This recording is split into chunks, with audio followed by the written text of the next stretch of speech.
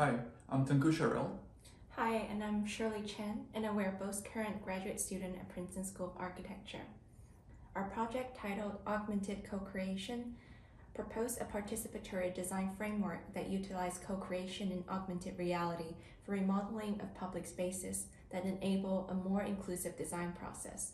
By engaging users through an interactive AR environment, this project resyncs the public space in front of the main entrance of Princeton School of Architecture. The utilization of AR in this project seeks a shift away from a purely didactic method of instruction that aims to enable accurate reproduction of a physical space, instead towards the creation of a participatory platform for open engagement by a wider group of end users. The digital model or layer that governs the input of digital objects is deliberately crafted as an in-progress iteration of the design output, which create opportunities for user inputs in AR environments. The user's actions in AR are individualistically determined in relation to the palette of provided objects and are not constrained to a set of predetermined sequences by the creator or the digital layer. This enables the digital designers to obtain original design opinions directly through CAD software without the need to subjectively translate verbal or diagrammatic representation of opinions or design consideration. The process undertaken comprises 3 stages. Firstly, the scanning of environment and objects. Secondly, the creation of a digital model for AR processes. And thirdly, provision and recording of AR experiences. Firstly, public space in front of the Princeton School of Architecture was scanned using HoloLens' inbuilt spatial mapping feature. Once a large portion of the environment was scanned, its visualized data was extracted as mesh surfaces, which is utilized as a point of reference regarding the existing condition of the chosen environment. This method of visualizing an existing condition allowed us to capture finer, irregular details presented in the environment of the site relatively quickly and easily in comparison to manual modes of measuring and digital modeling.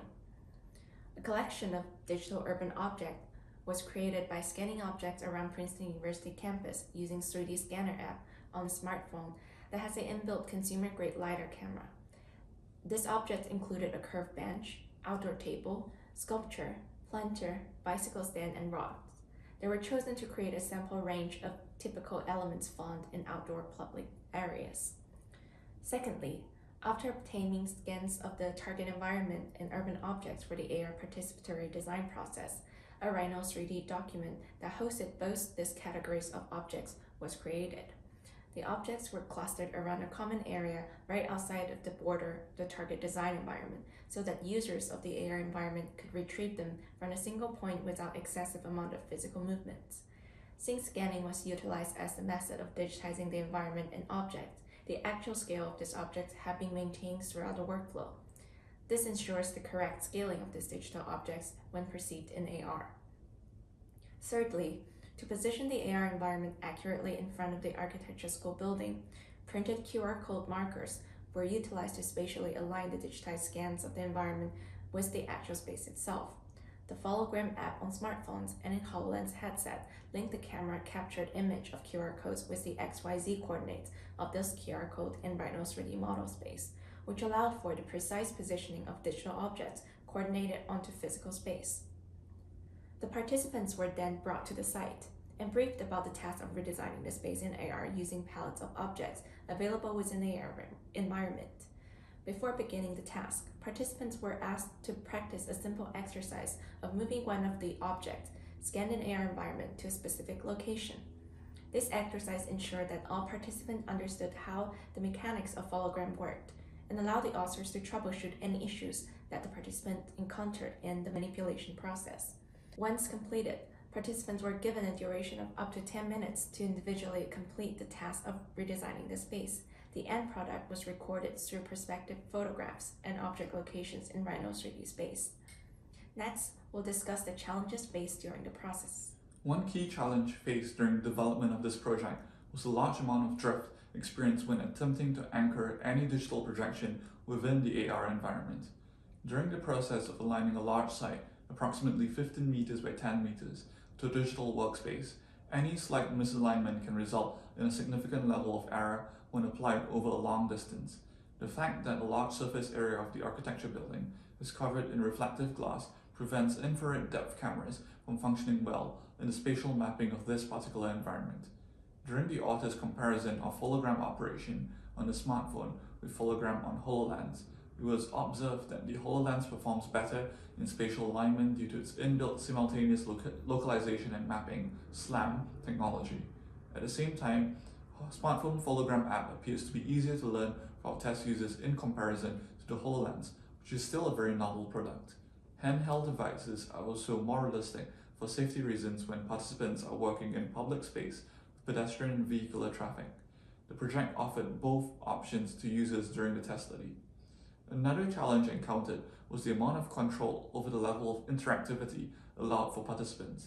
Given that the project seeks to deliver a realistic representation of a potential design and that the perceived place location of an object by test users should match the object's location in CAD workspace, the interactive positioning of objects needs to be highly controlled. Objects need to be on the ground to convey a sense of realism. However, due to the absence of a physics engine in Fologram and Rhino 3D, objects can be placed in a floating position due to users who can control the placement of objects freely across the XYZ coordinate system. During conducted tests, some participants instinctively placed the scanned mesh objects at realistic locations on the observed ground plane due to their experience as architectural designers, while others innovatively resituated the objects in unexpected locations. This shows the wide range of creative possibilities for this mode of participatory design. Another challenge relates to visual realism. Scanning of objects created OBJ files that preserve both the object geometry and material mapping, enabling the introduction of interactive, realistic appearing objects. This visual realism allows the AR environment to blend more coherently with the physical space, enabling the participants to visualize the design results. The objects were scanned during early morning or late afternoon to avoid excessive amounts of shadows, but this also means that if the participants were to complete the AR task at night or midday, the visual effects of the scanner objects might not look as natural. A smartphone built-in LiDAR scanner was utilized to scan objects around campus for tests. The resolution was sufficient for the current testing purpose, but if the tests were to be scaled up for future experiments, the 3D scans should be done with devices with higher resolution. Finally, we also face technical challenges regarding occlusion. Digital holograms always occlude the real environment behind them when viewed in AR. However, virtual objects might be required to be situated behind a real object in specific spatial arrangements. This requires the real object to be introduced to the digital workspace and oriented in front of the digital object in the CAD environment. This requirement works well with the chosen process of utilizing scan meshes to orient the digital workspace with actual reality. The process of scanning captures a high level of detail and imperfections in the forms of real objects, which supports the creation of an accurate outline of the object that can be used to occlude the virtually created object. Overall, we have found that AR is an effective platform for participatory design. The visualized hologram renderings in AR provide clear, communicative material that can support open discussion between designers and non-expert users. However, it currently still has various technical limitations. Spatial alignment and hologram drift remain a significant barrier to accurate implementation of this method on larger environments.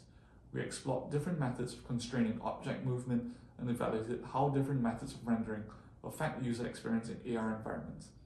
This project offers users a greater level of freedom in interactive engagement within AR environments in relation to previous studies on co-creation in AR.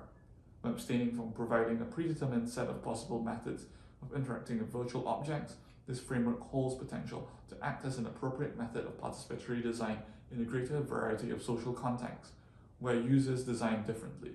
However, future widespread implementation of this framework depends on the availability and development of accessible scanning technology that can deliver high-resolution digital copies of existing environments, as well as consumer accessibility to SLAM technology that can align real environments to digital workspaces. Thank you.